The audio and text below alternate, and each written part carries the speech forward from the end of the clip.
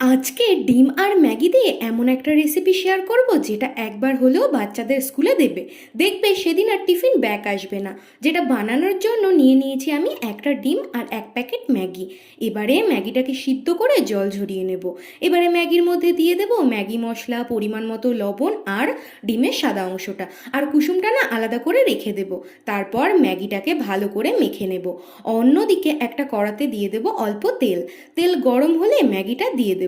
তারপর ম্যাগিটা চামচের সাহায্যে একটু ছড়িয়ে দেব, আর মাঝখানটা না একটু ফাঁকা করে নেব। তারপর ওই ফাঁকা জায়গাতে দিয়ে দেব ডিমের কুসুমটা। এবারে এটাকে ঢাকা দিয়ে দেব। এক পাশটা হয়ে গেলে উল্টে দেব। এইভাবেই উল্টে পাল্টে ভেজে নিলেই রেডি বাচ্চাদের স্কুলের দারুণ টিফিনটি।